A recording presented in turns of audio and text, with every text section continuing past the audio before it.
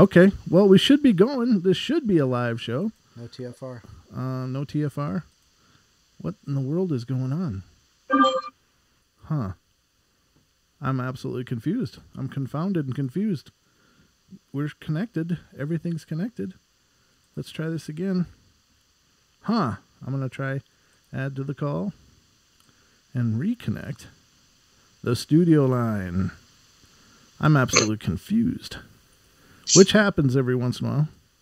Yeah, it's not even an option. So we're connected. But for some reason, it's not connecting.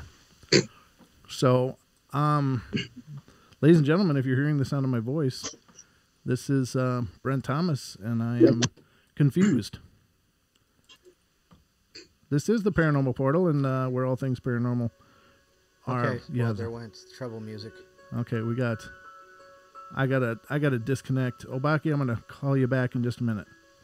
Okay? Okay. We're live on. Yeah, let me do this.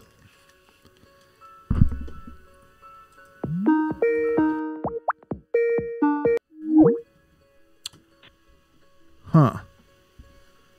Well, let's hope we're connected now. Ah, there's Frank's music. Well, it's the TFR that is, yeah. music that happens. Can you hear us? Yeah. Okay, we're in there. Ladies and gentlemen, I'm not sure what's been going on here, but as always on the Paranormal Portal, we are just doing the best we can. So I'm trying to get our guest back on here so that we can add him to the call and get back to business as usual. I'm not sure what happened there, ladies and gentlemen. We were connected as normal, but as you can see, it was anything but normal, which is normal for the Paranormal Portal, if that makes any kind of sense. But, Don, can you kill that feed now? Yes. Thank you very much. Just making sure. I appreciate that, but welcome to the show, Don. Hi. This hasn't happened for a long, long time, but there was some kind of screw up in the studio feed. But here we are. It's Saturday night. This is the Paranormal Portal, and we are live. And this is the way it works on the portal. It is the only paranormal show in existence that is actually haunted. So here we are again. You know what I mean? It's just usual. like, wow, what the heck is going on? But it's life as normal here, and I hope you guys are doing great. We love you all dearly. Thanks for being here. And it's a special night here on the Paranormal Portal. As always, when we have guests, it's a great opportunity for us to connect with part of the paranormal world out there. Ouch. But in this guest in particular is one that we've had on before, and we've enjoyed immensely. And I'd like to welcome you to the show, Mr. Obake Hunter, Mr. Philip Torres out of Hawaii. Yay! Welcome to the show, brother. Aloha, everyone. Good to be back, actually. Good to see that you have a show that is actually operating now. It's good to have a show that's operating right now. I tell you, I swear to God, these kind of things happen, and there's no rhyme or reason to why they happen one day and not another day. And we'll go for months and have just seamless shows, and then just flow. And then something like this happened where there's like a monkey wrench thrown into it. It's like, what went on here? I don't get it. And I don't know. I don't pretend to know always what's going on, but I'm just thrilled it's working now. And thank you so much for being here and being a part of it. And ladies and gentlemen, the call-in numbers do work tonight as well. It's if you'd like to call in and be a part of the show, or you have any questions for our guest, please feel free to call in. The number to call is 213-233-3998. Again, 213-233-3998. And you can also call 833-TFR-LIVE. Again, 833-TFR-LIVE. And if you're calling from the UK, 44203-393-2871. Again, 44203-393-2871. And so we are live and operational, and all systems are go. Welcome to the portal, everybody. And again, Obake, thanks so much for coming back. And this is an absolutely interesting time in your land. I mean, in the islands are just going through such a state of transition and upheaval now. And I understand it's just like the atmosphere there is just really supercharged. Yes, it is. And of course, it all has to connect with what's going on the Big Island right now. The interesting thing about volcanic eruptions and the connection with Pele is that to this very day, to this very, very day, there is still a worship and belief in Pele. Mm-hmm. Absolutely and completely. If you were to go backwards and look into the history of Hawaii and how it connects with Pele, then you would see it's just very prevalent. There are people that do worship her. And on top of that, out of all the gods, out of all the deities that exist, Pele is the most talked about. And there's a lot of chatter going on right now. People are saying that because of certain things that are going on in the world and here in Hawaii, that Pele is showing signs of her anger. She's either very passionate about things or she is very, very angry. There is no middle ground for the most part with Pele. So that's where everyone is trying to really sort things out. And we continue to do so as these eruptions seem to not be slowing down at all. Yeah. It's just, and that it now is, I've been kind of tracking what's going on now. Is it the result of earthquakes that the eruption is happening, or is it the hand in hand that they're both happening as a result of just some kind of shift? I really believe this is what I've been thinking about over the last 24 hours or so. So this is my mindset that I'm sharing with your audience right now. What I believe is happening is Pele is manifesting her energy. So let's call the energy Pele. Pele is manifesting her energy, not only here, but as you start to notice signs around the world, like in Yellowstone and other places like that, she, I think, is the epicenter. She is almost like what you might want to call, without getting metaphysical or anything else like that, like a Gaia. She is the center of the ring of fire. If you were to look at any other culture and their beliefs with volcanoes and spirits, tell me one that is as prevalent as Pele. And with that, you have the blueprint to figure out everything else. So this is what I'm sharing with you tonight. I'm kind of getting spiritual downloads. It's not exactly channeling, but I feel like I'm in a room of people that want to speak to all of you tonight. So that's the first thing that I wanted to share with you from the messages of the people in this room, in my mind and in my heart, that want to speak to all of you. Well, that's fantastic. And we're absolutely thrilled to have you here. And it's great. It's really timely to have you here just to help us understand the spiritual and paranormal sides of things like this, because so often in our world, I mean, there's all kinds of events happening globally at all times, because the earth is a living thing and it's shifting and moving and things are changing. But it's a unique opportunity to have you on to explain that there is a paranormal ramification for this, and how does it affect the paranormal realm or the aether, as it were.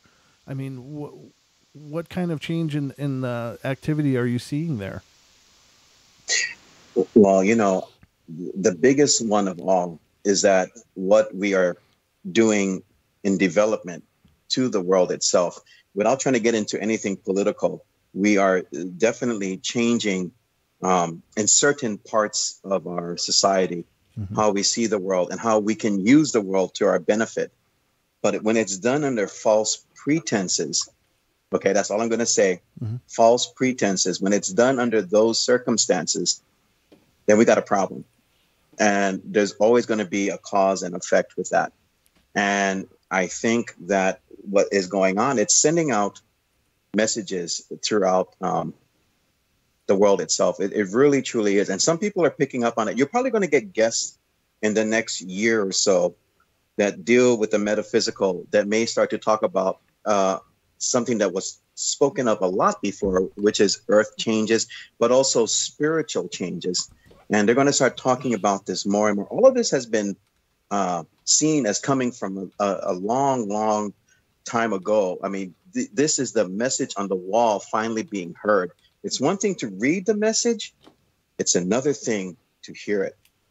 Yeah, absolutely. And to experience it and to see it changing around you. And I think that's, I've said it many times on the show and personally to friends and acquaintances that, I think this is a very profound time in a number of ways, but I think that this is a time of transition and growth and shifting and hopefully an emergence into a better state. And, I've seen so many people come through and coming to these, it's almost like there's an inherent desire that's being born within people to remember that balance that our ancient cultures used to embrace and live by. And it's very encouraging. So I hope that the awakening is legitimate and does cause these changes, because, I'm excited for what the world can become and what we can become, and how there can be a balance in the beauty and the way that we interact with the natural world around us. And, it's something that's, I believe the Polynesian and Hawaiian cultures have been doing for all the time that they've existed. Absolutely. I mean, we are a very ancient culture. And for those that want to understand the Hawaiian culture, you need to first understand their way of thinking and their way of living. And that all fuses and comes together. The Hawaiian language, before the introductions of the missionaries and outside cultures, everything that they had was never written down. It was verbal.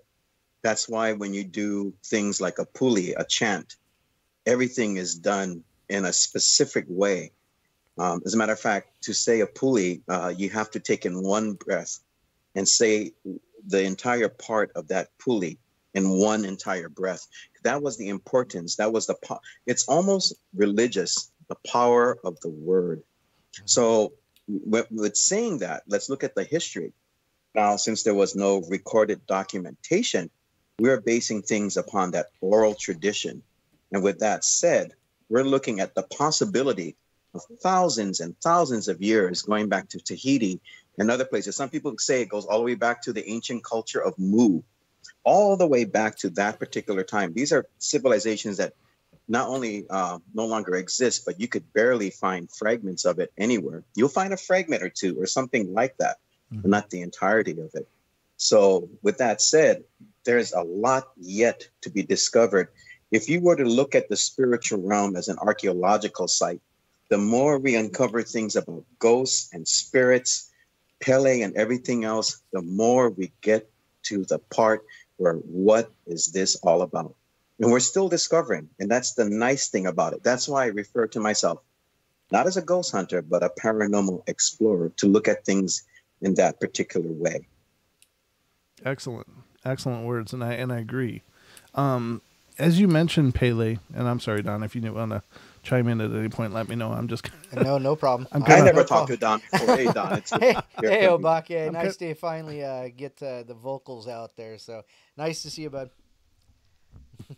Yeah, same here. So I'm sorry, Brent. I just had to say that. No, please do. I think it's wonderful, and I know that you and Don have been corresponding a whole bunch. So I'm really excited that this was a night that he can be here as well. Excuse me. Oh, me as well. But I was going to say with in regards to Pele, me being not from the islands, what exactly is Pele? What is the personification of Pele, and what does she want, or what is it that could upset her and cause these volcanic activity?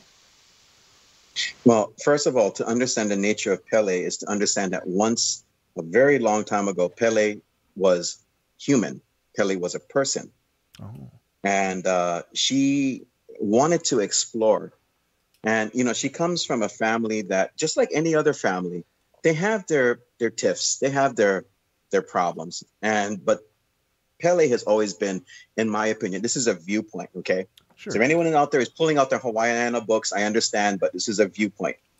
I think she is very, very independent. That's why when she started to travel and she started to visit other parts of Polynesia and then ended up in the Hawaiian Islands, it's interesting how she went from one island to the next, starting from outside of Kauai near Nihihau, when she started to explore. And she went from one island to the next looking for her home. She kept digging up fire.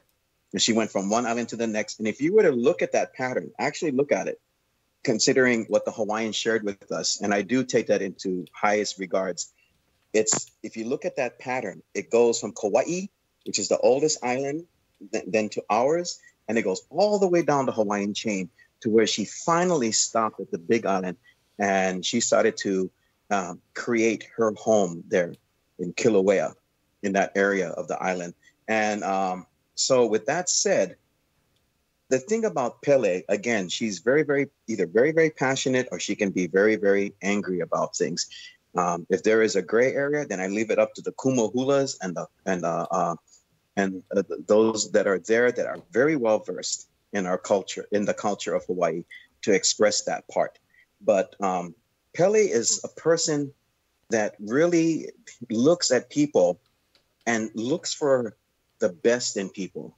That's why every island has visitations with Pele, and she will test you. She will test you in many different ways. But what it comes down to is she will ask an act of kindness from you. If you do not reciprocate by doing something kind to Pele, then Pele will respond. And of course, you know what's going on the Big Island. You can see how vivid that response can be. So she's really looking at us to find the best in us. And if we're willing to show that, that's a very interesting thing about Pele overall. Mm-hmm. Wow. Mm-hmm. That's amazing. And then, you know, and I think that those cultural, and I don't mean to say lore in a dismissive way, but just as a term of understanding the historical significance of the story as it was handed down, as you said, in a verbal tradition. So the lore, not meaning fantastical and unbelievable, but just meaning that this was the understanding of the peoples to, you know, and it seems like every culture has some figure like that, you know, that there is. I mean, I know in Christianity there's talks of, you know, angels will come and ask for shelter or food, or, you know, you always should be on your best behavior because you never know if you're visited by an angel, you know, and if you miss those tests, is that the same kind of thing? You know, I really think that there is definitely echoes of that possibility as well. Of course, the Hawaiian culture is also very much so steeped in the word aloha. Mm-hmm. And if you really want to know the word aloha, it's almost indescribable. Aloha is something that, yeah, it describes hello, goodbye, I love you. But even on our bumper stickers, it says live aloha, which means to live a way of life, be kind, share, mm-hmm. and be very, very open to others. And it's again, in our first talk, we talked about the struggle. I won't go into the struggle right now, but because of the struggle here in Hawaii, which still happens to this day, just in different ways. Aloha is something that sometimes can be taken to task. So aloha just stands independently as well. It's something that you have to live absolutely and completely. Mm-hmm. And it's a way for us to, if we embrace aloha, we can coexist a lot more better, I truly believe, than we are currently doing right now. Yeah, that's what I believe. I think you're right. I think that's profound and beautiful. And ladies and gentlemen, for those that may or may not know, if you tuned in and heard the first time Obake was on the show, we covered quite a bit of what he does. He's also a paranormal investigator, or as he says, a paranormal. How did you phrase that? Because that was perfect. I'm a paranormal explorer. Explorer. I love that. That's awesome.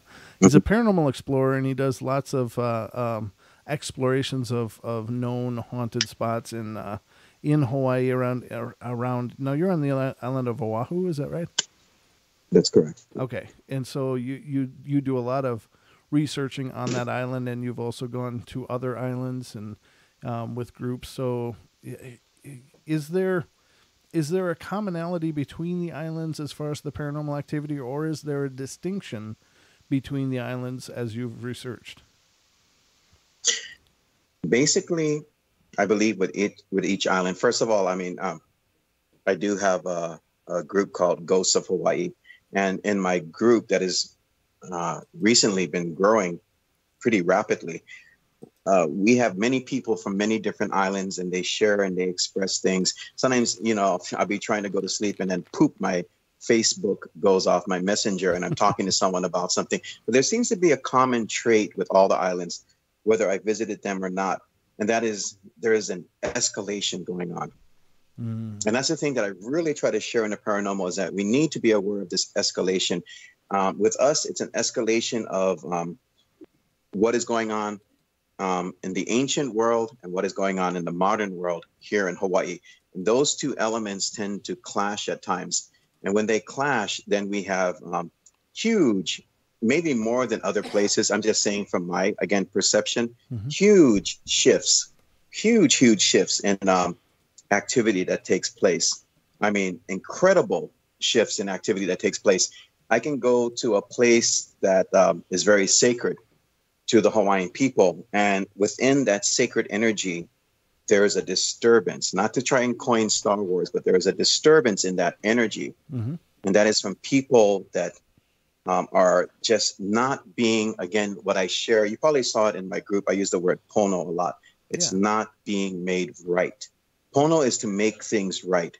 Malama pono, make it right, make it better. And people are so into coming here. It's okay to come. It's okay to visit. Hawaii will welcome you with open arms. But this also goes for other people as well. Near or far, it's being here and being here, not being in your here, but the here of the place. When you come to Hawaii, you'll feel the vibration. You'll feel all of that going on. But there's this clash going on with all of the islands. You can feel that. And that's why I get really intrigued when I listen to a paranormal guest, whether it's you or somebody else. What I'm intrigued about, that's fine to talk about science. I mean, I can go into science all night. I can go into photography. We can talk equipment and everything else. Really, we can. What I like to hear in somebody, and I'm just being honest in my opinion again, Please. Is I want to hear what the person has to say. What is it about ghosts that intrigue you? I mean, why? Why are you involved in this field? And do you see, let's use this phrase, a mission statement in what you do? Do you have one? Really, do you have one? Because I feel that is so important. Until we get to that point where we're all on the same page, we're all in the same book, and we're all looking for the right things, we're going to get various answers. And I know those are fascinating. Don't get me wrong. I understand it and I can respect it. But I think one answer to all things really says a lot as far as where we've come and how we've developed in this field. Yeah, I would say that what intrigues me the most, I think, about it is the exponential growth of the field. And that can be good and that can be bad, because it can be good in that it seems like there are a lot of people paying attention to the paranormal as symptomatic of a larger reality, which I think is profound and can have long-reaching implications. But it's bad in that it also becomes, the bigger a field becomes, the more of a business it gets ground into, and the more people come in to, create popularity contests and to, shove an ideology down everyone's throat, and et cetera, et cetera, et cetera. So it becomes, with more interest comes more ego, and that is where the detriment happens, in my opinion, because, I don't think there are any, quote unquote answers when it comes to the paranormal. I think that it's a series of phenomena and dynamics that defy our understanding of, the sciences, the physics, and, what have you. And perhaps that's changing. Perhaps, as quantum physics evolves, we'll begin to understand more and more of how these energetic systems interrelate with the, with the world and, and all of that. But I love that people are interested, because to me that means people are searching for answers, that they're searching for understanding, because, it to me it speaks to a community of growth, and I'm encouraged by that. So am I. I mean, if I were to look at planet Earth, I would look at it like an island. Mm-hmm. We are out in the middle of the Pacific, and we are just out there. We're isolated, yet we find a way to spiritually thrive. I look at our planet like an island because we are out there in the middle of nowhere, and we're finding our way in this life. And hopefully we will see more, even though we are isolated, that there is a connection out there somewhere. Absolutely. We're going to break right now. I didn't hear any music, but I'm looking at the clock, so we'll be right back, ladies and gentlemen. Don't go away. Don't become dependent on the medical system. Get and stay healthy naturally with Extendivite. Metals in the liver cause peroxides to get dumped into the bloodstream. Peroxides do more damage than free radicals to the arteries, and the LDL has no protection from peroxides, causing the LDL to get stuck in the arteries, creating a potential blockage. Extendivite slowly chelates the metals away from the liver so it can dispose of what was meant to be a harmless process, peroxide. Extendivite's 7 herbs has a job to strengthen the organs and circulatory highway. Can you afford a heart attack? Extendivite is a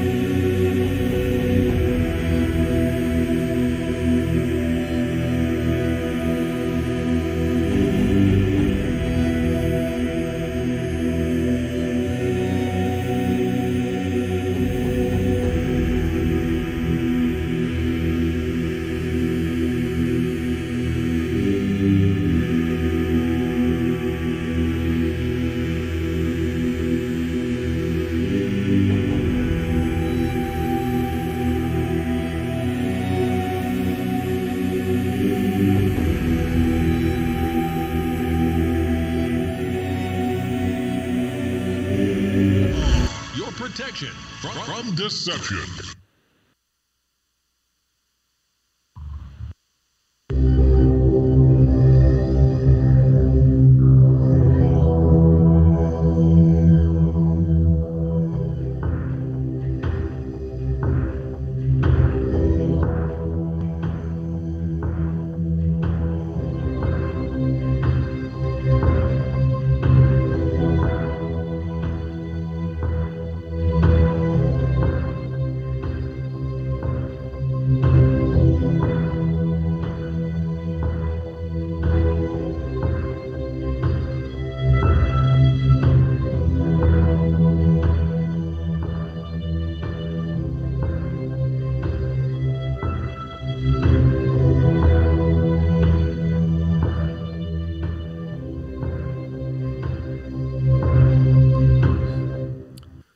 Ladies and gentlemen, welcome back to the Paranormal Portal. I'm your host, Brent Thomas, and this is our Saturday edition of the Paranormal Portal. We hope you're doing good.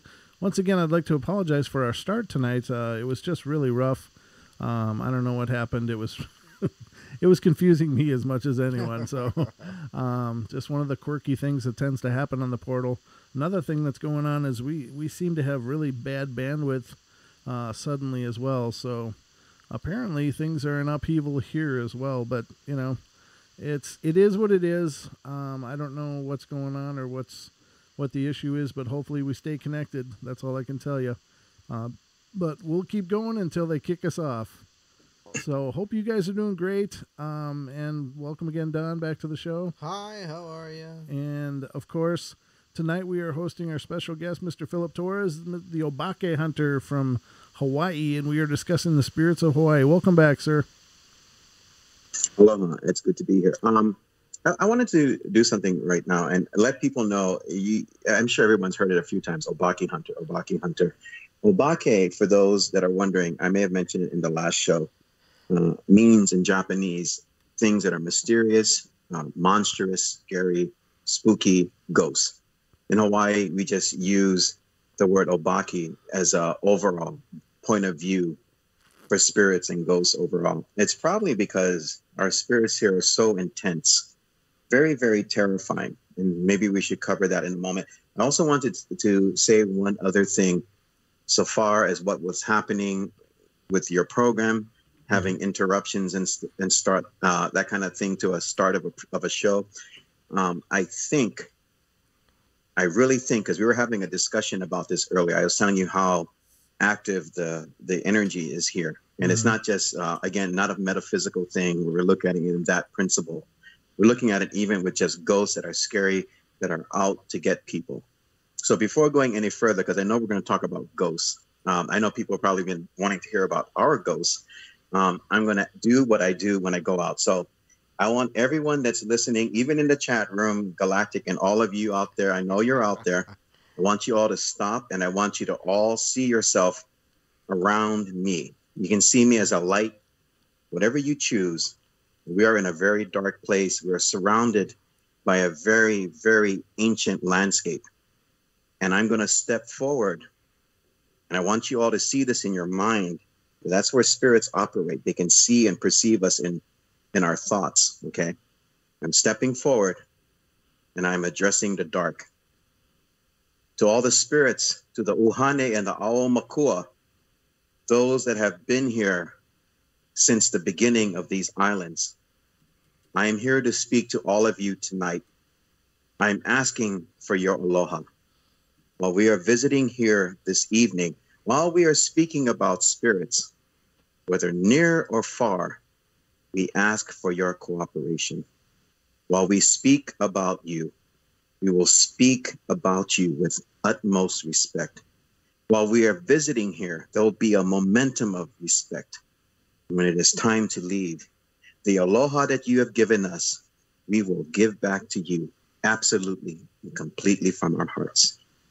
Mahalo nui to all of you that are out there watching and listening. And with that said, let us continue with this show as we go back out of our minds and back into this interview. Thank you, Brent. Oh, absolutely. That was beautiful. Thanks for doing that.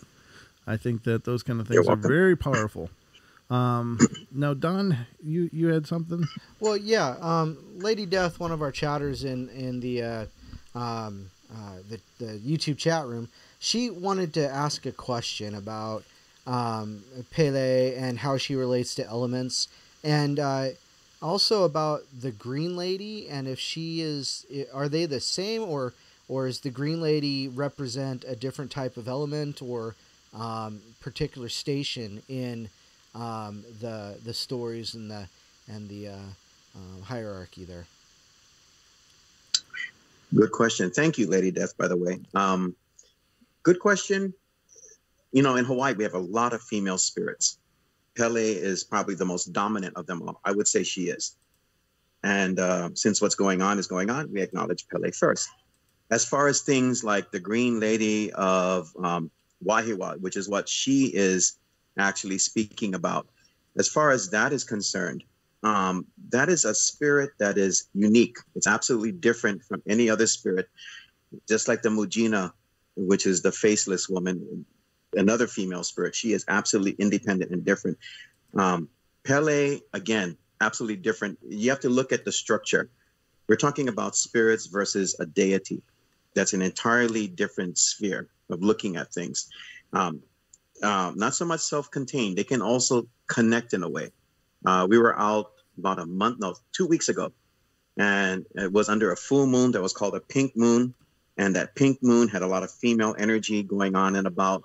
And there was a lot of connection with very strong female presence as far as spirits are concerned. And so that was interesting. And in and of itself, it was very, very interesting. But they're definitely different. I know she wanted to ask the question about the Green Lady of Wahiawa. And she goes back also to a possible Japanese origin, just like the Mujina. They're both from Japan. And in that respect, there has been a lot of conversation lately about the Green Lady of Wahiawa possibly being what is called a kappa.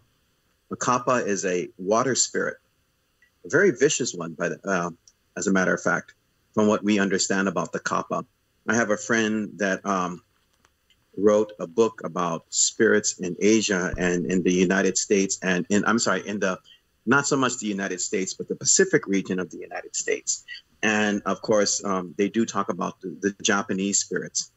And it seems that if you take the resemblance of the Green Lady and you compare her to a kappa, if you guys like, go to KAPAA, go ahead, go on Google while you're listening, or after the show, actually, go and look up about that, and you'll see what that creature looks like. And so the children, because she appears at an elementary school, the children that encounter her, it is said that what they're perceiving is actually that Japanese spirits, which goes a Japanese spirit, which goes back to what the conversation was like when we first talked, you and I, Brent, that I told you that there are so many different cultures here in Hawaii, and each culture brought their spirits. The Japanese are no exception. They brought their spirits here as well. So it could be a possibility that could be what it is. Overall, though, I always get concerned when it comes to children and spirits. Do I believe that there's a lot of nice spirits around children? You got to flip a coin every time you talk about the paranormal. Wherever that coin lands may not even be truth. It's just a possibility. But based upon my experiences and dealing with spirits, I really lean towards not being the case. These kids are terrified. You know, a child can see truth. I really believe that. Honestly believe that. They can see truth. If there's something scary, they're going to say it's scary. If it's like grandma or grandpa that's passed away, yeah, they'll respond differently. But these type of spirits that scare children, I actually think that these are more along the lines of something aggressive. It could be something unknown. Real quick here. You remember a certain book about a certain clown, right? And they made it into a movie. Remember that? Oh, yeah.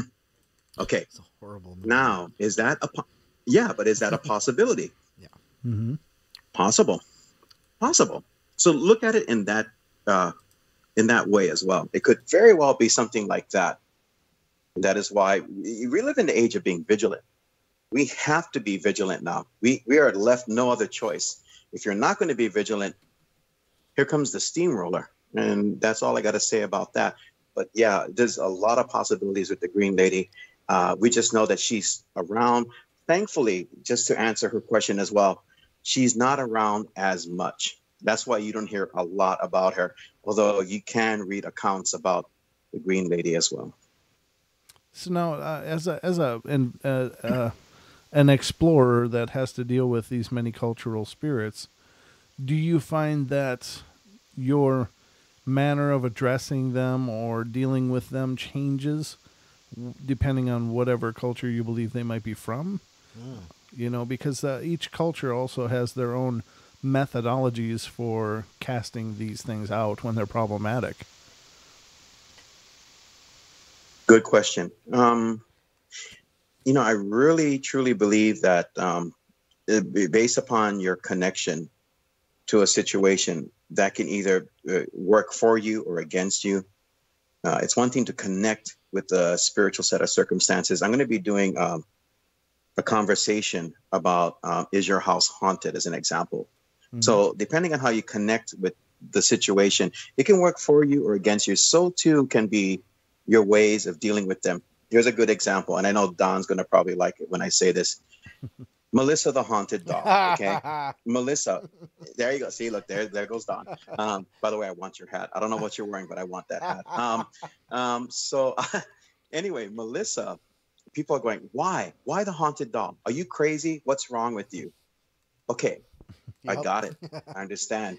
People have run that thing to me into the ground. I actually have to dig myself out of that hole and then repeat myself to people, but I'll do it on this show. The reason why I do what I'm doing with Melissa is because, see, people run into things. There are things called family heirlooms. Mm-hmm. There are things like people going out to a thrift store or something and you buy something. There's something attached to it, mm-hmm. right? There's something attached to it. Now, if somebody like me doesn't try to figure out how to deal with it until you get help, then where's your answer? Yeah. Where is your answer? Anyone got an idea? Anyone? I don't think anyone's got an answer. Chat room, do you have an answer? I don't think so. I honestly don't think so. So, see, when you're dealing with spirits, whatever type of denomination you're involved in, you have to go through the whole process of dealing with that situation until whatever your spiritual reference is, whatever you've chosen for your navigation, kicks in. And I can tell you personally, from my experiences, I've seen places that are haunted. I won't even tell you what the denominations are that have gone in there and have tried to bless that place. If it is evil, it'll kick you where you will have a hard time sitting for a very long time. A very long time. And I'm talking about in the most horrific ways. I've been in situations, there is no bravado in this. There's just terror. Sometimes I like to talk about terror, where you're out and you're doing something for somebody, and the person across from you gets possessed. So what do you do in that situation? Mm-hmm. That's why I think sometimes we need people that are willing to explore with no pretenses at all. Never mind saying, hey, you know, I know about this particular ghost. I know the story behind the ghost, and I'm going to say something that'll get the ghost's attention, like we talked about before, but let's go over that right now. You want to get the ghost's attention. You got the ghost's attention. You say, I'm here to help you in your circumstance. You say that because you want evidence. What happens after you get the evidence? What do you see on shows? I'm not trying to be critical. I'm being honest. There's a whole difference in that. Mm-hmm. You walk away. You walk away, leaving that place perhaps worse than it was before. So again, your connection or your lack of connection will affect that haunting, regardless of your denomination, honestly. Because when evil is there, it's almost like Forrest Gump. Evil is as evil does, you know? Yeah. Absolutely. We got another question in the chat room here. Has Obake ever had to deal with a spirit or unknown being face to face, for lack of a better term? Yes. I remember a few nights ago. I'm sorry. I always wear my heart on my sleeve. You were talking about dreams and about God and everything else in heaven and hell. I went to an experience a few years ago, and I was out with some friends, and I could feel, for the first time in my life, something wrong, a total violation to anyone. And it was a terrible feeling. Long story short, and this is why I try to tell people these things. They don't have to believe me. Honestly, don't, if you don't, I understand. I get you.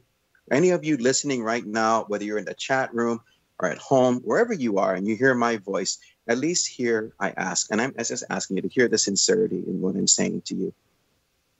Again, evil exists. Mm. I was at a beach park and we were having a meal. It was on New Year's Eve, January 2012, and I felt something around me. It was terrible, and I got up. And see, and we'll do a show on angels one day if you want, because we had visitations from angels with the work that I did, and we were being visited by angels. It was actually proven by my roommate, and who is a psychic. And anyway, as I was being violated, I leaned over and I mentioned the name of the angel that liked me, so she would understand what I'm saying. And I pulled away from the table where we were eating. My friend was looking at me like he thought he had said something wrong. No, it wasn't that. In my mind, all of a sudden, I started to see my aura, which was white. And then of all things, what looked like spiritual pollution going into that. Honest. Wow. Honest, man. Honest. And I was terrified. And my roommate, who's a psychic, came up to me and said, "What's wrong?" And I said, I couldn't even tell you who they were at first. I said, "They're here." And then she looked at me and she said, "I know, because I can't walk." Now imagine that. Imagine that. You can't even walk because of what happened. This is something that, again, you're not going to be proud of saying this. For me to tell you this, Brent or Don or anyone else that's listening right now, this is a huge, tremendous task for me to tell you. But do I feel that the message bears saying to everyone? Yes, I do. So long story short, for weeks, I was attacked by demonic spirits. Ooh. I'm not kidding you. I believe to the point where I was in my living room holding a cross. Okay. For those you don't believe in God, that's fine. I understand. I'm holding a cross and I have blessed metals that are on my cross. They start spinning on their own while I'm holding the cross and I'm praying. And at one point, this is what I wanted to share with all of you. For those of you that are wondering if there is another side and what's there, I saw hell. I'm not lying. I saw hell. I saw what it looked like. And it was only, I was shown mercy. Hear my voice, everyone. I was shown mercy because it only lasted for a few seconds. But that few seconds felt like forever. Absolutely forever. You know what? I'm going to be honest with you. I haven't always been on this path. I've been in other places that have been dark in my life. But that changed me forever. You don't want to know what hell looks like. I was interviewed by a Satanist. I was doing a presentation in Honolulu, and this woman wanted to interview me. It was on a YouTube interview. She took it down though after. And she said, "Can I talk to you?" And I said, "Yeah." And she said, "Okay, I'm going to ask you about spirits and everything else, and we're going to talk about what I do." I said, "That's fine. Can I talk about what I believe in?" Because I'm going to tell you right now, it was about a week after that. I went and I sat down with my spiritual advisor, a priest, and he told me what to do, and I did it. Not only was it gone, but I felt an incredible peace. Like, say Don had a bad day, or Brent had a bad day, or any one of you that are listening out there, I really hope you're listening to my voice when I say this to you. If you had a bad day and you were angry, I could not recognize what anger was, because when it was lifted from me, when those spirits were finally taken away from me, and a psychic told me there were low demons and mid-level demons. These are demons right under the 9 princes of hell. Anyone knows they're a cult? You know the 9 princes of hell. These were spirits that were working underneath them, and they were also rogue, wanting to do their own thing. But when that was taken away from me, I felt peace. And when I told that Satanist what I had experienced, I said, "You know what?" When I left, I said, "I hope things work out for you." And then I got up and I walked away. She rented a room for me in Waikiki to do this interview. And she came up to me and she said, "Is that true what you told me about hell?" I said, "Yes." She said, "Well, what am I going to do?" And I just had this hopeless feeling. I said, if you're going to do what you're doing, you're going to see what I saw. And trust me, how many people out there, you can go ahead and take a break if you have to. Well, during the break, I want to know how many people out there would actually want to see hell. Because I bet you most people don't. Or if they do, it's for a reason.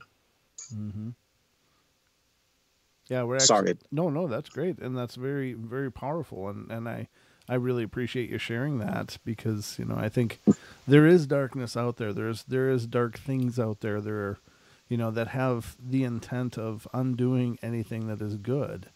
And people can define that however they choose to. Whether you call them demons, whether you call them... Break time. You will be in 6 minutes. Oh, 6 minutes. I'm sorry. Yeah. I'm just watching the clock from here. Thought it said 0. Sorry, folks. No worries. It's unfortunate. I'm sorry. I'm sorry if I got too intense there. No, you're fine. It's fine, hard. Obake. Yeah. No, what he's talking about is we can't hear the studio feed. Usually we can hear the break music come in, so we're really focusing on the clock. tonight because we don't know when it's going to go dead. Like it'll mute us during breaks, so Right. we have to watch for it manually now because we can't hear the studio for some reason. But what I was Okay. going to say is that I definitely believe that those things are out there. I've had my own experiences with darkness. I have not seen hell, and I hope never to see hell. Yeah. So I can answer you quite frankly that that's definitely not an experience I want. And I guess it's powerful that you had it because you can then use it to speak, and to help those people that need that message. But thank God I didn't see it. Thanks God I've never seen something like that. But I felt evil, and it's absolutely. I don't want to say terrifying, but I want to say that it's a sickening, horrible, dark, cold, desolate thing.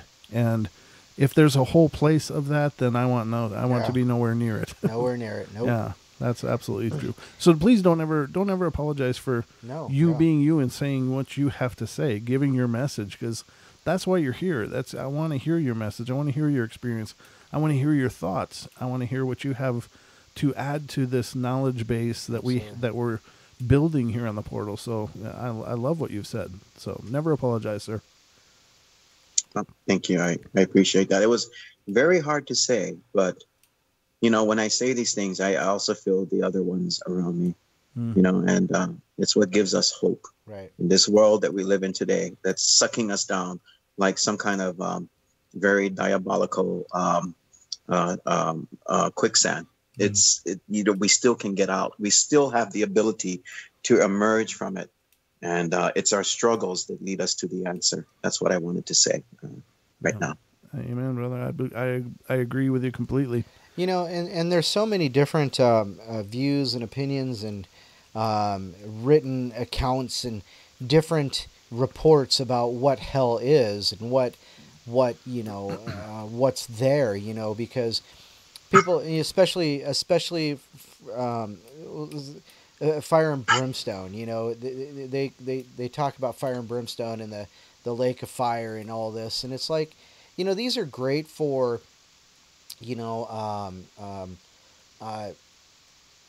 to put in people's heads to remind them of the the consequences, but to have actually felt or seen or experienced something to that level, and how and be able to describe it and come back and say, this is how I see it and this is real.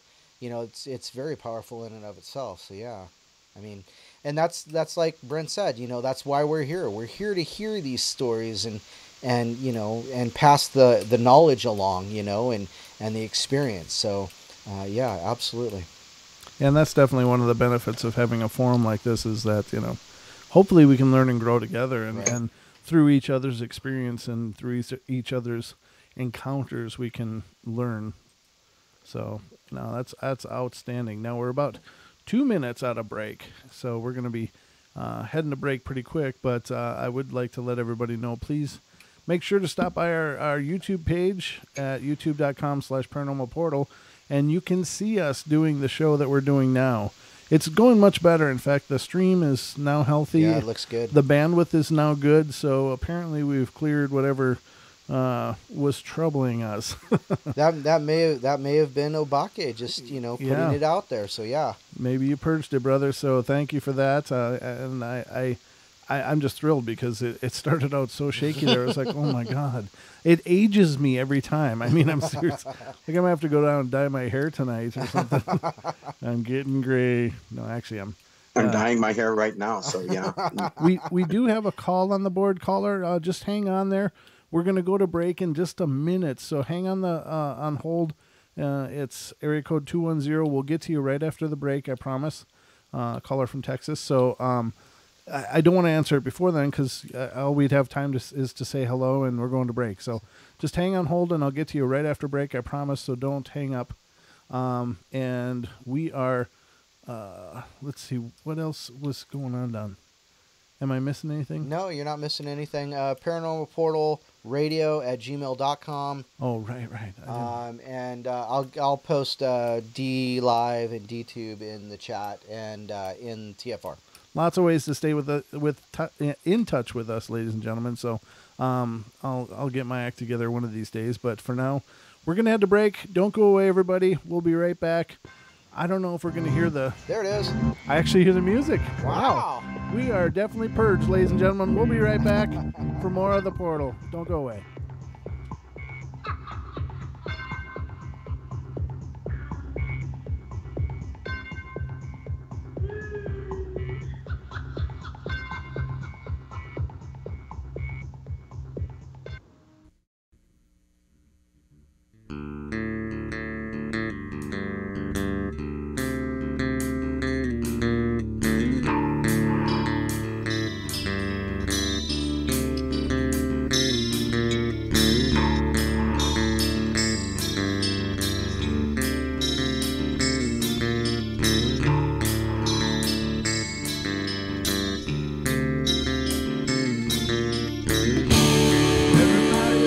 Play their games. Everybody loves to place their bets.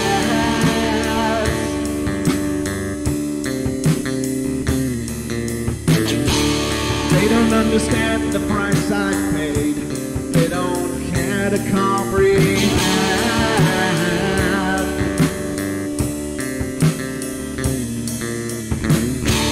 Trace their lines upon my body, ripping stars across my heart.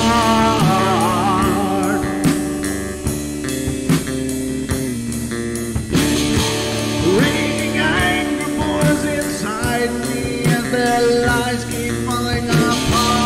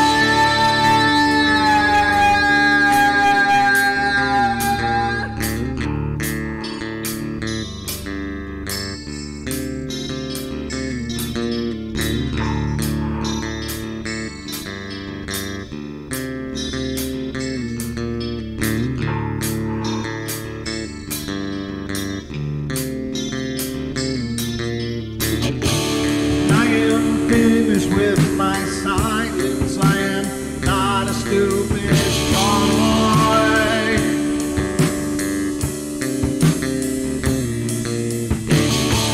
No more breaking me with kindness, just you dance upon my joy.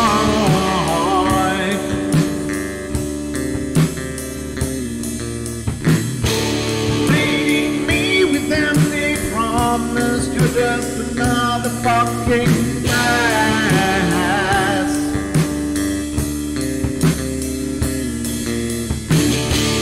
Taking off the slice of my sanity, just make sure that you're well fed.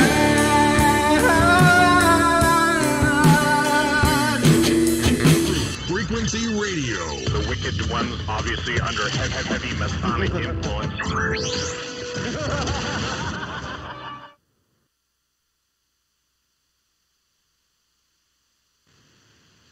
This looks extraordinarily bad. They linger in a perpetual dream state, a nightmare from which they cannot wake.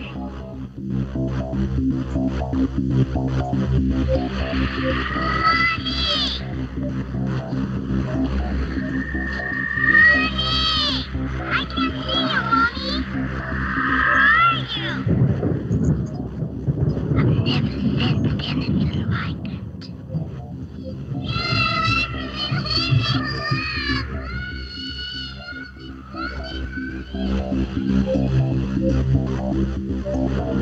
Carol Ann is not like those she's with. They're attracted to the one thing about her that is different from themselves.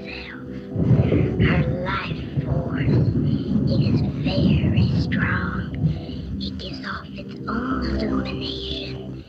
It is a light that implies life and memory of love and home and earthly pleasures. Something they desperately desire, but can't have anymore. Right now, she's the closest thing to that.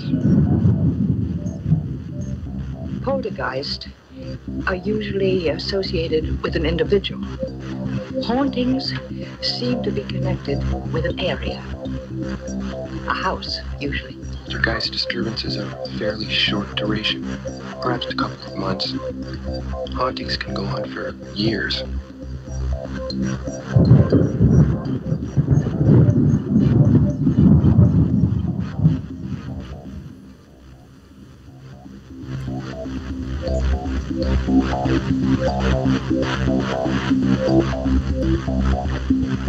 And welcome back, ladies and gentlemen, to the Saturday edition of the Paranormal Portal.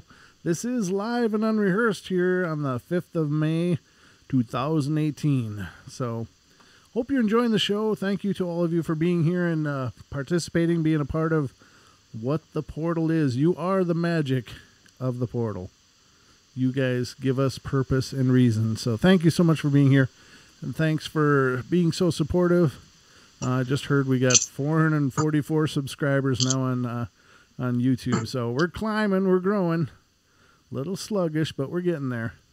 I'd do it if there was only one subscriber. I mean, really, it's not really about the numbers, but we're just excited that it's growing and evolving and becoming more than what it was. So thank you all for being a part of that and for making it happen. Thanks for spreading the word. Thanks for, giving us purpose in our lives. Absolutely. For sure. So welcome back. Hope you had a good break. We are, of course, joined tonight by our special guest, Mr. Philip Torres, our Obake Hunter here from the islands of Hawaii, from the island of Oahu in the state of Hawaii. And he's been joining us, and it's been a wonderful conversation. So without further ado, let's get to our call board. Oh, yeah. And see just what's going on. Area code 210, you're on the air. Hello, Brent. How are you guys doing? Oh, Mr. good. John? Hi, how are you? Doing good. Just enjoying your show. Oh, wonderful. Wanted to give you guys my verbal thumbs up. Oh, that's fantastic. We appreciate that. Have you just found the show, or have you been listening for a while? This is like my second time calling in. Okay. Fourth time watching the show. Oh, wonderful. That's really cool. Well, thank you so much for your support, your encouragement. That really means the world to us, and we really appreciate it. Yeah, no problem. Have you looked into sacred geometry at all? Oh, I have not. In fact, I told Don he's got homework to do. Yeah, sorry.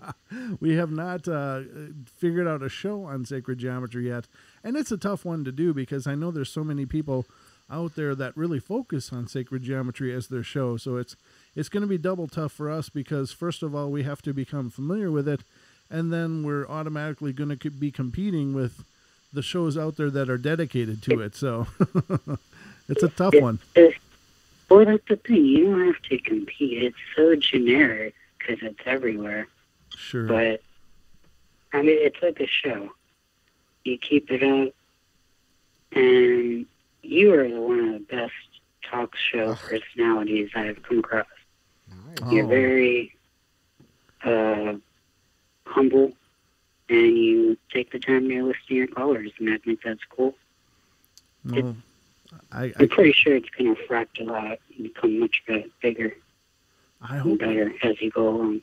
I hope you're right, brother, and I really, really appreciate you asking and for your words of encouragement. I mean, honestly, that's what it's like.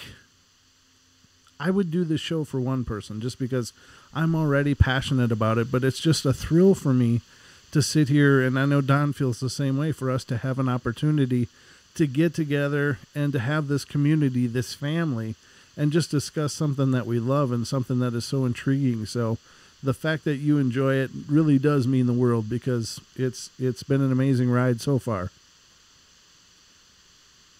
Definitely. Well, thank you so much. All right. Well, thank you guys for having me on. Oh, anytime, man. We'll always answer the phone if you call. I promise. Okay. All right. Have a good night. Thank you. Have a good one. You too. All right. So moving along here, ladies and gentlemen, as I said, our guest is the Obake Hunter tonight, Philip Torres, and he's not only is he a paranormal explorer, but he's also he is also in the possession of a haunted doll. A couple of them, actually. A couple of them. That's right. Yeah, that's right. You just added. What is the name of the new one? Is it Christopher? Is that right? Mm-hmm. Christopher. Yeah. Yes. Yeah. So. well, Obake, you've been having, and we mentioned it earlier. I think we were talking back and forth on like YouTube or Facebook or something, and you said a couple days ago that you were having some interesting things happen around your house. And I believe you said you attribute them to Melissa. Now, if that's a fact, do you think she could be reacting to Christopher? And do you have another doll, or just those two that are particularly haunted? Altogether, I have 4 of them. Oh, jeez. There's Emily. There's Emily. She's a what is called a jitter doll, and I had to go through the experience of having her in our home to understand what that is. She gives off spirit energy, like bursts of it. Okay. And when you encounter that energy, your body reacts to it, and you start to get jittery because it's just so overwhelming. The nice thing about Emily is that she's not always active. And then there's Marie, who is from Louisiana. She is a possessed doll. I actually have 2 dolls that are possessed. Wow. But she has been quiet except for one time when I had reopened Ghosts of Hawaii. We used to be Ghosts in Hawaii. And then we had to reopen the group. And so during that particular day, I made it a very spiritual day. And I did a prayer for the group, and I did it on Facebook Live. And it was around the time, I think, during the prayer, just when I was done, I felt this burning sensation. I had just gotten Marie. And so it was on my shoulder, and I pulled back my shirt, and there was this long scratch. And I'm like, okay, that's out of nowhere. And that could be because of her, because of what happened to me, what I explained earlier with my heart on my sleeve moment. I've changed a lot in my views, going from the darkness into the light. I pray every day, and I never had anything happen like that until after Marie came into the picture. I mean, I've had Melissa, when we were moving from one apartment to the next, staying on my bed next to me, because I am so spiritually grounded. As long as I really believe that I am protected by the light, then the light is there. It's all that. It all has to do with connections. Anyway, never had a problem though, until Marie came in, and then I got that scratch. So that's a sign. Melissa was the very first one that came in. It was funny because I bought dolls from 3 different sources, and my roommate has 2 of them. So we have 6 altogether. They all came the same day. Boom, boom, boom. And so my roommate names them because they'll tell her what their names are. So Melissa said that she's Melissa. And out of all the dolls, she's the one that is persistent.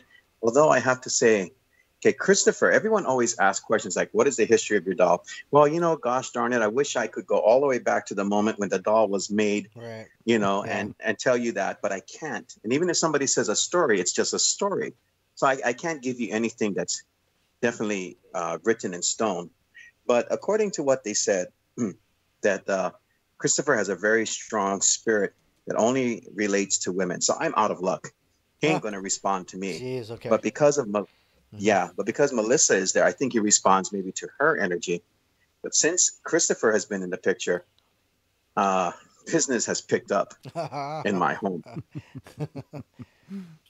Yeah. You guys ever want to do it? Anybody that's a paranormal investigator out there, if you want to do an investigation and you want it to be interesting, come to my place. I'll give you my address and everything. You can sleep in the parlor with Melissa and the other dolls and have your own experiences with all the pounding and the shadows and the invasion of your dreams with nightmares and everything else that once you experience it is from them. That's another interesting thing you were talking about the other night is dreams. But sometimes dreams will tell you without a question of a doubt where that came from. And I have dreams that are very specific to Melissa, extremely specific to her. Right.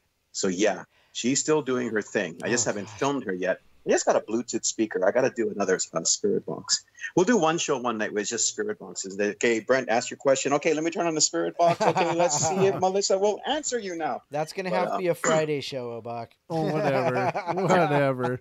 We're going to make sure it's a Saturday show because I want Don to witness the true paranormal phenomena.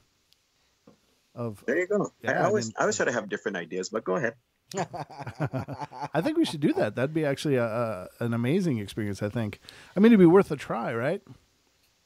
Spirit box show, yeah. Mm-hmm. You can have people ask questions anywhere, and then you can do like an Ask Melissa show, and say, Melissa, you want to answer some questions? Okay, let's go for it. We can do that. That would be really cool. I'm all for it. Actually, now that you say that, I'm gonna wear my tin hat so she can't get in. Oh, Don, that's only good for the government.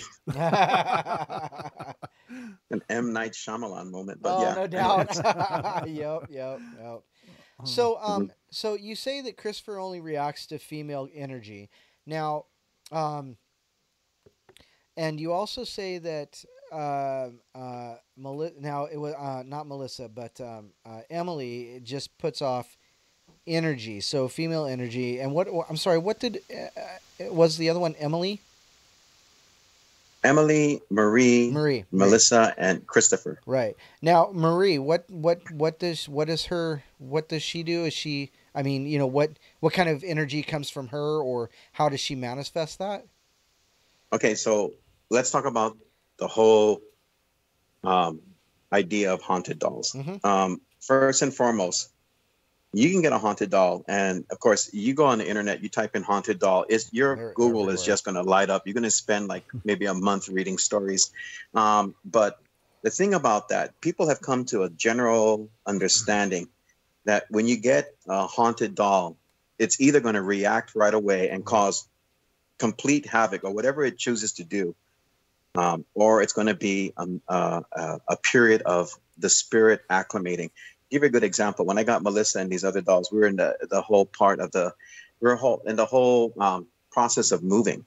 Mm-hmm. So there was a lot of chaotic energy, as you probably know, with moving, packing boxes and everything else. So these dolls didn't really have a chance to do anything except Melissa. She's just like, you know what? I don't care if you're moving. You're going to pay attention to me because I'm going to look at you. Right. I'm going to get your attention and do things that'll make you even look at me more. Wait till it's 4:00 in the morning, dude. She's very assertive. But see, some dolls will acclimate. So you can imagine you buy a doll. Say Brent is interested in having a doll, or Don, and he wants one in his basement or whatever. So you just put that doll on the shelf, right? And it's going to maybe not do nothing for a long time. And then one day you're going to wake up and say, why is the ceiling so close to my face? You probably know what that.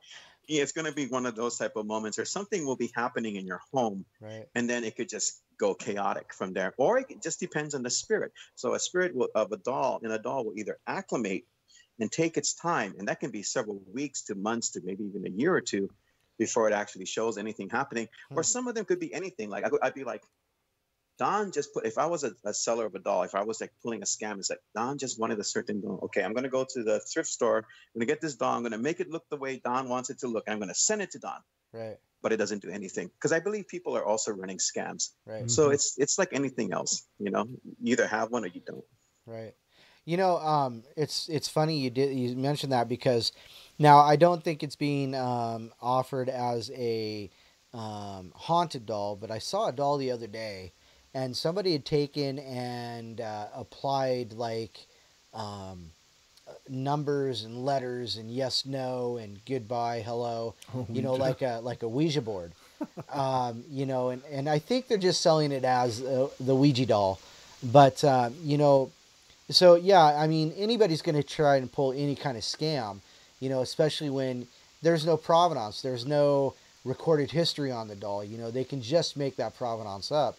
You know, unless it's a doll like Robert or Annabelle or something like that. You know, that's really been, you know, documented. I tell you, I think Robert almost scares me more than Annabelle. But you know, but people, you know, and you covered this earlier, but clarify a little more. Why do you collect the dolls? You know, I know it's to what I understood was you collect it so you can explain to other people how things may manifest, or you know, what your impression of that particular, you know, phenomena is. Is that more or less correct? No, it's close. Okay. It's how to deal. It's problem solving. Okay. It's how to deal with the. Again, as an example, say your house is haunted. Okay, you have to get in someone to come in there and usually, you know, do a cleansing. I mean, good that you do it yourself. Good that you know what a cleansing is. And I know we're supposed to talk about cleansing too. We'll do that in a moment. But anyone can buy sage. Anyone can move it around. Everyone can say, "Go away, spirit." But does the spirit leave? You know, is that the case with these particular type of situations? So if you're going to do it yourself, if you're going to be a do-it-yourself fixer-upper, you know, it doesn't necessarily apply and doesn't necessarily always work, although there is the chance of it working. It's just that nobody's an expert, no matter how good you are in this field. I don't care if you have, you know, $1 million worth of equipment, you've read a ton of books, you've gone to a bunch of haunted places. It's still that unknown. Right. And so, but at the same time, though, if you want to increase the chances of it working for you, you're going to have to come back, someone with a spiritual person, again, whatever you choose to call that person, to come into your home and bless your home. But what happens between point A and point B? How do you deal with that situation? Okay. Because at times you can call in someone, but they're not going to respond right away. So what are you going to do between point A and point B? That's where I come in with what I'm doing with my work. Now, you said, how do you deal with it? Right. You said you have that doll that just sends out energy pulses. Now, do you attribute that to it being inhabited by some kind of spiritual presence, or do you believe that was perhaps some kind of ritualistic doll that maybe was exposed to a ritual of some kind, and it therefore its purpose was to amplify energy and to, you know, for whatever purpose of the ritual that it was involved in? Do you think that's a possibility? Ooh, good question. Yeah, actually, to tell you the truth, I do. Again, it's just a terrible sense of circumstances that we are dealing with the paranormal. And that's why I really, and I'm in the chat room too. And I love you guys out there. I really do. I love each and every one of you. And we joke around and stuff like that. But when it comes down to it, when you're really doing something serious, when I pick up my bag and I have everything that I need, and I'm going to go somewhere and I'm going to do something for a house with demons or something in it, I'm all game. I'm all in. There's no pulling back. Everything is in. Right. And it's really, really extremely dire, serious. And from what I've been able to see, again, looking at that escalation that's going on, there's a lot more evil stuff going on. As a matter of fact, this very famous exorcist wrote, and he scared me in the book that I read from him, that in the very beginning, within the first few pages, he was saying, within your neighborhood, within like a radius of several blocks, there's a good chance of someone that's practicing the occult. Now, you using that as a mathematical equivalent.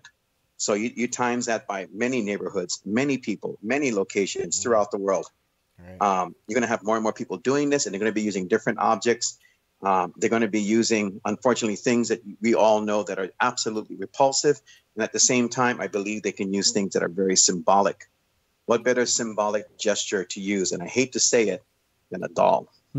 Absolutely. Yeah, because so you use it as a vessel. Yeah.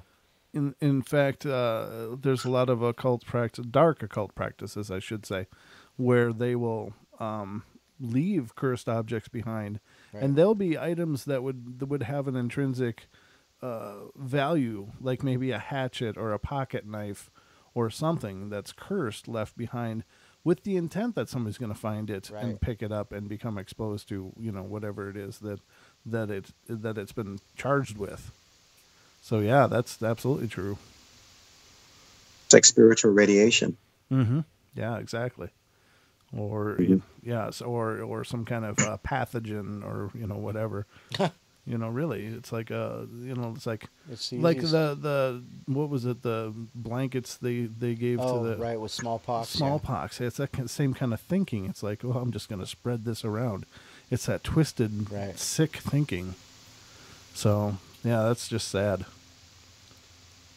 Yeah, we're no different. I mean, here on the islands, we have people practicing their own type of black magic. I mean, there's sometimes I wish I could say a lot. Like, I wish I could just sit down with a group of people that are really interested in what goes on here in Hawaii. If they are very, very interested in hearing paranormally speaking, and besides the whole legends and myths of Hawaii, as far as what's going on, there's a lot of stuff that is not good, not pono, and it is absolutely terrifying. People will do things like you wouldn't believe that they would do. Mm-hmm. I'm privy to this information, and that's why, I could sit down, I could say a lot of things besides my own experiences. When you start stepping on toes, there are people, they don't care if they're holding their rock in a glass house. They're not afraid of the glass. All they're caring about is how well they can aim. If that makes any sense to you at all. And that's how terrifying that reality is. Spirits are scary, but the conduits who bring them into our world are just as scary as the spirits themselves at times, because it is all intention. Mm-hmm. Everything is intention. So, yeah, it's a scary set of circumstances, haunted dolls or otherwise. And that's why I'm hoping to do with my YouTube channel. I've been giving snippets of an investigation. I put up a snippet out there where I was filming on a night marcher trail, and I know Don responded to that, but that was just a snippet to give people an idea. Right. Yeah, what are you going to do if you're on that trail? What are you going to do? And don't tell me you're not actually gonna strip naked and lay face down, are you?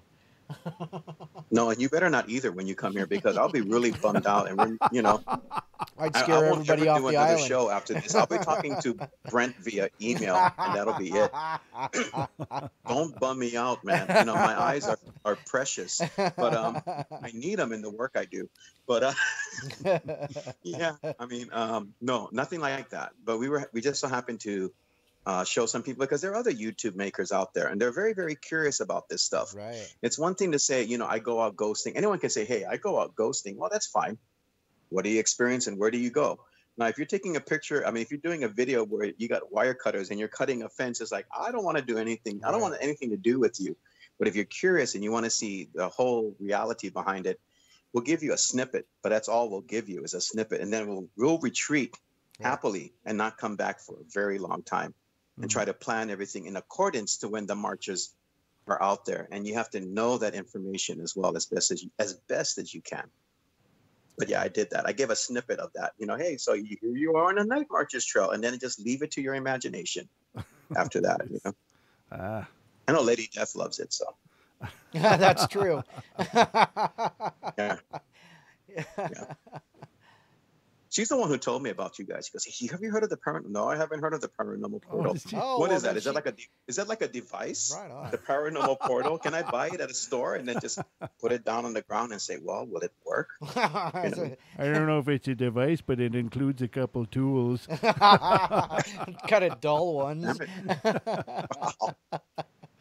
God, I'm blushing for no reason. But anyway, yeah. Oh, well, it's awesome. And that, to hear that is even really amazing to me. I just love how so many people have really stood behind what we're doing and been so supportive of it. So yeah, absolutely. Thank you, lady. We love you. You're amazing. And everybody that's spread the word so many places, it's just been incredible. And we're just humbled by it. Absolutely. How's that clock, Matt? That clock says there's 1 minute and 23 seconds. So there's about a minute left before the break, so I guess that's a good point for us to pause the conversation and do some laundry list. Again, Don was talking about if you want to reach out. Oh, we got a call from from Ireland? That's amazing. We have a call. Caller, we'll get right back to you after the break if you can hold. I'm sorry, I didn't even see that come in. Wow. But I don't even see me on there, though. That's what's weird. Yeah, I noticed that too. Okay, well, we'll be back in just a couple of minutes, ladies and gentlemen. Don't go away for more of the Paranormal Portal, and we'll continue this journey into the spirits of Hawaii with the Obake Hunter, Mr. Philip Torres. So, yay! Cheer!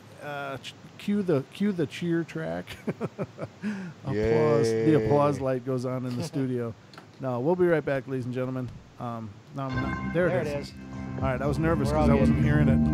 I'm on needles and pins here, ladies and gentlemen. Welcome to my world. We'll be right back.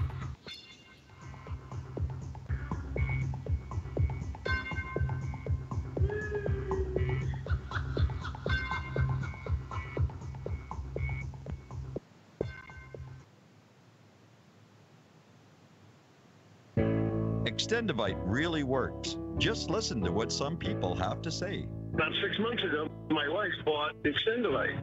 She didn't tell me she was giving it to me.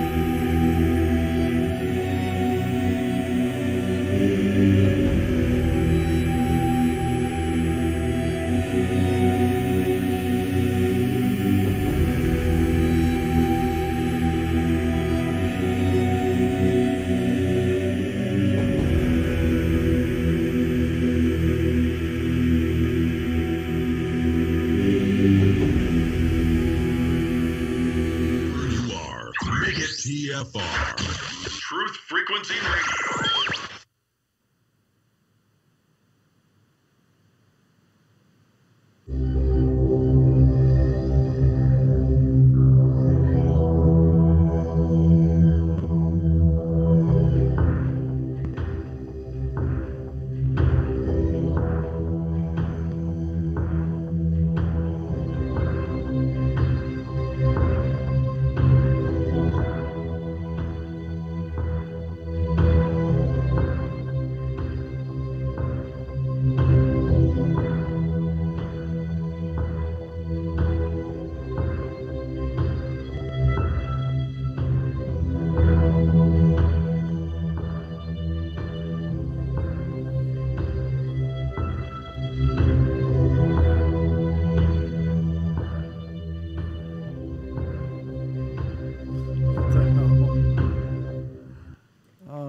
can't make this kind of entertainment up.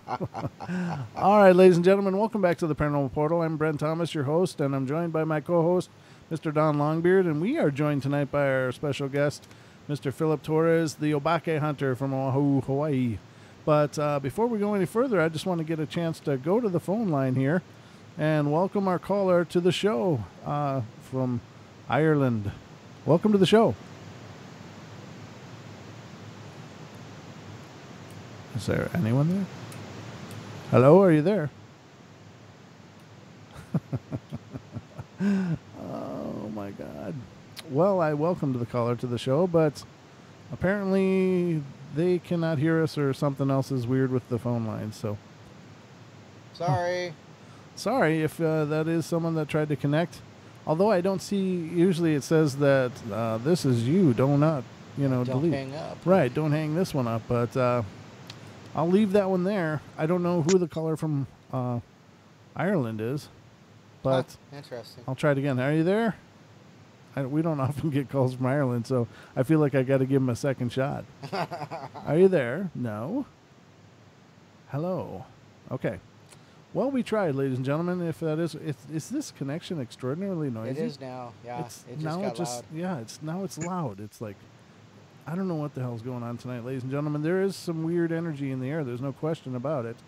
But I don't seem to be piloting the craft tonight, ladies and gentlemen. It's on autopilot. It's on some pilot. It's on some pilot. I don't know who, Otto or whatever, but whoever the hell Otto is, he's doing a really crappy job. So, again, caller, if that is you, now I have no call conference in progress. Huh? So I don't know what's going on, ladies and gentlemen. This is just strange as hell, but it's not unusual for the portal, but apparently the call board went down now, so it's just another brick in our wall. So anyway, welcome back, Obake. Thank you for being here and for sharing your wisdom, insights, and knowledge with us. Now, can I ask you, though, how did you decide to start collecting haunted dolls? Yeah. What possessed you? And are what you about the dolls? Oh yeah, there we go. Now we got a call board back again. Oh, weird. And okay, there you go. It's still got a waiting for host to join. I am the host.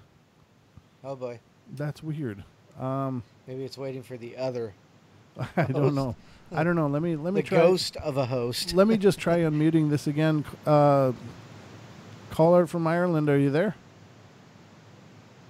1, 2, 3, 4, 5. No, I can't. So anyway, how did you get into this? The dolls? Yeah. At what point did you decide? I always had an interest. I always had an interest in them.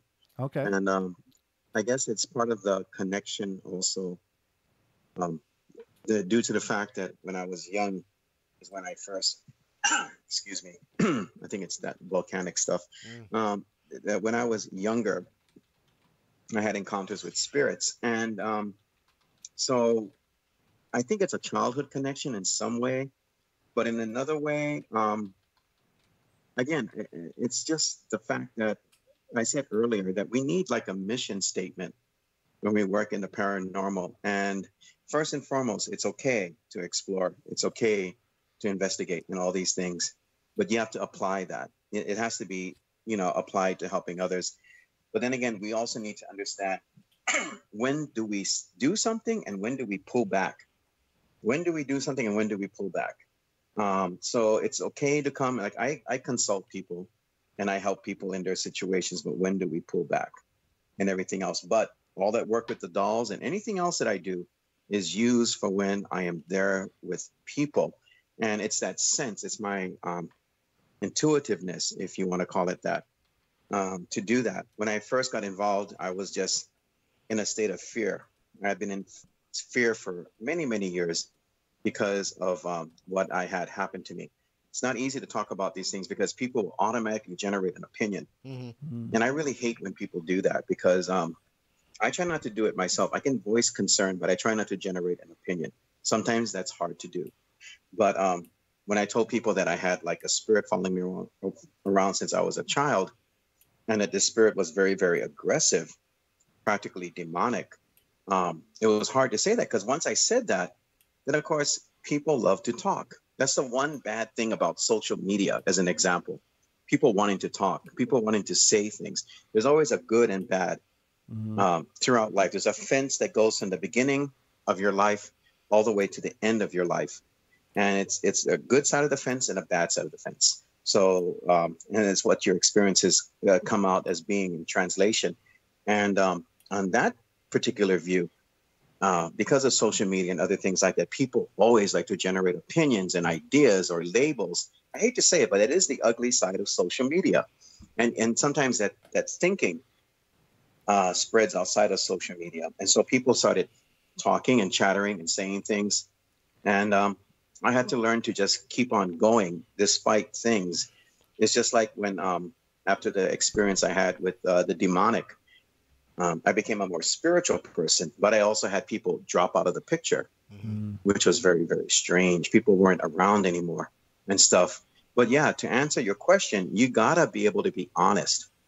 So when I say, stuff like that, that this is my intuition to help as much as I can, but you have to know when to help and when to pull back. Especially here in Hawaii, there's all kind of terrifying types of possession that go on. And we need to understand, if we want to understand a possession, we need to understand oppression. And that's why we always have to be on top of it. We cannot slip. We cannot falter. There's too much to risk now, way too much to risk. And if you're going to, give an inch, they're going to take a mile. That's how that side, the diabolical, operates. And you talk about haunted dolls or anything else that you might have a connection with, you need to be on top of it and realize, why are you doing it? Why do you have a fascination? Are you just doing this because, like I started off with, like a haunted hobby? And then usually when I do something will dial into me. Thankfully, it's from a higher source and tell me with my download, this is your purpose for doing it. And then everything becomes clear. So it still stays in that same realm. When you ask me about dolls, it's all about that person who is at home right now, and that, people might laugh, but that doll turns and looks at that person. Worst case scenario, something flies across the room or something worse happens. Are we there for those people? I get emotional when I say that. Are we there for them?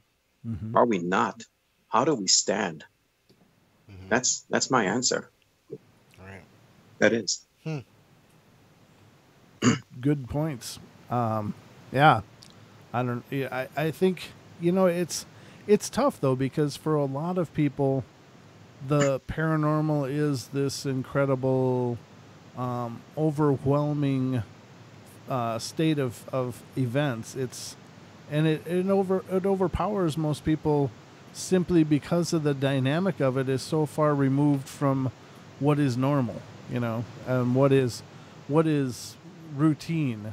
So, when things start moving, or, you have this horrible vibe going on and you can't shake it, and, when things just go wrong, and, it's tough. It's tough for people to deal with. And so sometimes I think some people just can't be there for the people suffering with that kind of thing, just because they don't know how to quantify it in any way. They just can't reason it out. It doesn't follow logic, and it doesn't follow what most people are prepared to, face. And most often, I think that when paranormal things happen, a good majority of people just close their eyes and try to distract themselves from it so that they don't have to deal with it. And, and so when somebody comes up and says, God, this is going on, I don't know how to handle it, I don't know what to do, it's like, right. Wow, that's really too bad. Did you watch a game last night? Yeah. It's like, go back to something that they can grab onto, and as ridiculous as that might sound, and that is a caricature of sorts, but I think that's also speaks to the psychology of it, that people are not able to comprehend these things. Process it, yeah. Right, but there are some of us that have been around it for so long, and it's been such a part of life that we find a way to embrace it and to understand it and to look through it and and to find out what the bigger message is and what does this all mean. And I'm really sorry, ladies and gentlemen, if you're hearing that, it sounds like a waterfall, in my ears. So I don't know what's causing all that noise tonight, but given, the situations and the energy shifting, I guess it doesn't surprise me. Yeah. And it could just be a bad connection tonight. Could be. And there's not much I can do about it. So I do apologize if this sounds really loud, but we're doing the best we can here. So. Well, you know what? Let's do this. Obake, you wanted to talk about cleansing and clearing. Yeah, sure. I'll be more than happy to talk about that with you. Excuse me. Cleansing, I use every day. Remember when I told you that at that moment when I had that spiritual vision, I could see my aura and then this pollution going into my aura. It was so bad when that happened. I didn't mention this part, that we had to stop by a store and I had to get water because I needed to purify myself. Again, I go with instinct. Need to purify myself. That goes in with cleansing. So since that time, I believe that cleansing has to be a daily thing. A daily thing. And I try to discern that the cleansing, that need for cleansing from anything else that people might see, because I'm talking in front of who knows how many people that are listening right now. But I got to make sure that it's not seen as paranoia or something like that. But I guess the more you're working with spirits, the more you understand that there's a need for that. As an example, we were out one night, and this is a place where there's always screams. I tell you, whoever comes to Hawaii and you want to visit me, look me up if you like. I'm sure Brent and Don could hook you up. If you ever want to go to some of I know places where there's just constantly screaming going on. Wow. It's terrifying. It's absolutely, the screams don't stop. The screams go on over and over and over and over again. So I just taken a full spectrum photo of this one area where murder and stuff takes place. And it's above Honolulu. And I saw this energy shoot out towards where this car was parked. And I went up to the car, and there was a discussion. And long story short, we didn't do because we got so much in our discussion, we didn't do like a cleansing. We didn't do prayer or anything. And the spirits were in the car. It's not the first time that's happened. We've actually tried to leave an area and then park our car somewhere. And the spirit is a passenger. There's so many things to be said about phantom hitchhikers and stuff like that. It's not always generated because of an area. It's also generated because of whatever decides to follow you home. That's what we always talk about. Never have anything follow you home. So prayer is important to that. There's other things that we do here in Hawaii. We really believe that you should go to the ocean, dive into the water, and go into the water and then pray. And while you're praying, the whole thing about salt being a purifier will remove things. Yeah, it's good energy. And you pray, and as you pray, it comes off. But if you can't get to the ocean, this is just for anyone out there that does in paranormal investigations, and you're feeling really, what do we call in Hawaii, junk. You don't feel so great when you come home. Right. All I can tell you to do the most basic thing, and I guarantee you it'll help. Not because you went through the motion, because what you put into it. That is, take a shower, and while you're in the shower, pray and see everything coming off of you. Just think of anything that's clean, because you're in an environment of being clean. So you're asking not only for your body to be removed of that energy, but anything that's trying to get into you. It's a very meditative state. Close your eyes and go into that place that you feel most connected with, that made a difference in your life. Or just think about light, because shielding is also the opposite of cleansing. I'm sure you had people talk about that as well. I mean, I believe in light shielding. I believe that before you go out, and I read books about this and learned it on my own, cover yourself with bright light so it's not so bad when you do the cleansing. So pre-cleansing is what I'm telling you folks, is just as important as cleansing. You have to lower the risk of something attaching to you, because on the spiritual plane, I actually gone so far into my thinking. What if there's a whole paranormal universe? And what if there are things like parasites? They're just energy that clings on to you. They inhabit a certain place because that would be their terrain. And you're going there and you're getting them. Could be like spiritual leeches or something, and they're holding on to you. there's still a problem, because you imagine if there's like 100 of them holding on to you. They may be small, but there's power in numbers. See what I'm saying? So you got to think along those lines: pre-cleaning and then cleansing. Okay. If that makes sense. Yeah, sure. Now, what about clearing? Clearing is important. I have to do it a lot there's things that you have to be able to do after a while when you're working with ghosts. Absolutely. Ghosting 101. One of the things is clearing. And that's letting the spirit know that you can intimidate, you can scare me, but if you understand why I'm here, and if I'm going to put my heart into what I'm doing, I honestly believe in this, then I'll clear a path, because I've had to do it. Now, I know a lot of people aren't on my Facebook. I don't expect everyone to run over to Ghosts of Hawaii and do that, or go to my YouTube. That's fine if you don't, because I do the work regardless. But there's a picture that I have that people have seen on my Ghosts of Hawaii page. You've seen that spirit on the road. I have to walk past that spirit. Now, the thing I didn't say about that picture that you folks saw is I saw it in the moonlight. That moonlight and the shadows of the trees and everything took on the shape of a person. And I had my infrared camera and had it pointing in that direction. Bam, it got that picture. I had to walk past it. That's the only way I could leave. I have to clear it. I have to push it off to the side. It's a psychic exercise that you constantly have to do. And I encourage people to do it every day in their homes, to actually just think of yourself pushing something off to the side.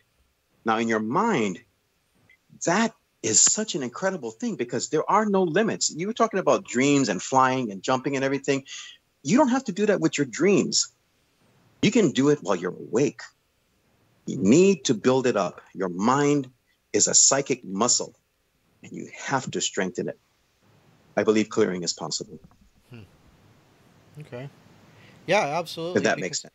Well, yeah, and I mean, especially when you talk about, you said, leeches, power leeches, psychic leeches, things like that. Ways to think about that is it gives the person the idea of a direction to go. Yeah, and as and so yeah, I mean, we always talk about clearing and cleansing and well, Brent does. And he also talks about the use of salt all the time, so these are apparently very, very important things. Is there anything you do? How much time we got, Brent? Got a couple minutes? Probably. The stream health 10 just went to minutes. hell again. Well, just go with what we got. Is there going to be a part 3? No, I'm just kidding. Go on. So, well, last question, because we're coming up on 7 minutes out. So let's do this. Real quick, just kind of run down what you would do if you're going to go visit a house to, investigate or to clear, for that matter. Just, the basic things you do. Number 1, always prepare. Always. Case in point, last year we were dealing with a house with demons. Literally demons. I'm going to post a picture later on GOH, Ghosts of Hawaii. We took photos of that night. You need to prepare yourself for what you're dealing with. So when you talk to someone, you find out as much as you can about the situation. And then you put in every other type of scenario into the picture. And it takes preparation. Unless it's an emergency, then you're going to go rush down there and do what you can. But you still, in your mind, whether you're driving or not, you have to kind of like do a balancing act. Pay attention to what's around you and think about where you're going and what you're going to do. When you get there, you have to be flexible. You have to be able to put in, again, all such situations into the picture. That's part of your preparing. If you cannot prepare, do not go. Never go out to anything that has to do with a haunting, because you feel that you're curious about something. Oh, that place on the road where old man Jameson shows up every night and scares people by the bridge. You don't want to go out there and legend trip, because old man Jameson could be something that you never thought was possible. So always be prepared, throwing everything. I mean, throw in the kitchen sink into it. And when you're there, be very, very flexible with how you deal with every single situation. And also keep in mind that no matter how much you prepare, that they are willing to throw you fastballs that you never saw coming. You never saw that coming. and you'll go home. See, when I first started doing this work and I took on the moniker of Obake Hunter, dealing with stuff every single day, you know, Hawaii is a very special place. I mean, I think maybe we should do another show because, again, we didn't really get into the whole ghosts of Hawaii and all that stuff, which my group and myself represent. There's a whole feeling to it as this show wraps up. Maybe one night you'll come to Hawaii and you go with me to somewhere and you'll hear that dog howling and you'll ask me, what is that? And I'll talk to you about Poki, and I'll talk to you about Kaupe, and I'll talk to you about the pantheon of spirits that are out there that walk around each and every day. As you go and you drive through a neighborhood and you stop because the entire neighborhood, the dogs are howling. There's nothing around except something out there. They don't always light torches. They're not always small and build walls like the Menehune, but they are there. Right. The owl does fly. There is a message to every single thing in Hawaii. The wind speaks. Everything talks to you. The land is haunted. Top of all that, to end the show the way we started, go back to that idea, ladies and gentlemen, because we are an island that is haunted. The whole islands are. This world is haunted. As my sister says, and I love you, Cindy, if you get a chance to listen to the show, my little sister, where is it not haunted? What are we going to do? Are we going to perpetuate the stories? Are we going to hold on to them? Is there something that we can learn? Are we willing to learn? Are we wanting the lesson? There's so much to be looked at. But I would like to one day talk with you folks about why the dogs howl and why the owl flies and why these places are restless and why right now, at this very moment on the Big Island, Madame Pele is displaying herself in ways we are willing, if we want to understand. Are we? Or are we going to be afraid? It's okay. I know it's a volcano, but why are people still believing in her to this day? There's got to be something there, just like everything else. So that's it, basically. I thanks again for letting me be on your show. I hope I wasn't too talkative or No. boring or anything else like that. I kind of go with that afterthought, you know. Did I say enough or did I say the right thing? You know, You said you did fine. You spoke, and you taught and you shared. Yep. And we are always grateful for that opportunity to have you here and do that. And we'll have you back again for sure. But with just a couple of minutes left, can you let everybody know how to stay in touch with you? Sure. You can go over to my email. If you have questions, go to ghostmanhawaii62@gmail.com. ghostmanhawaii62@gmail.com. If you want to share a question with me, go to my Facebook. You can reach me at Ghosts of Hawaii, hosted by Obake Hunter. That's one Facebook group that I have. If you want to join and you want to learn more, please. We treat everybody as Ohana, as family. Go to Melissa the Haunted Doll and Other Scary Things on Facebook as well. And finally, I have a YouTube channel, same name as the Facebook group, Ghosts of Hawaii, hosted by Obake Hunter. I tell stories there. I get excerpts of evidence and other various things. I'm adding on to that right now. As a matter of fact, there's going to be new ways that I'm going to interact with ghosts and spirits. I always try to be innovative, again, being on top of things. But that's how you can get a hold of me as well. And in closing, I wanted to say thank you to Brent and Don, because these are some of the hardest working men that are out there right now doing shows like this. And I know they put all of their hearts and everything into it. And they're very, very open to all of these ideas so that you folks have an opportunity to hear each and every one of them. I'm just a person on a totem pole. I don't know where I'm at, but I'm okay with that too. But you guys are support Paranormal Portal, guys. I'm not even paid to do this. I'm just saying it from my heart.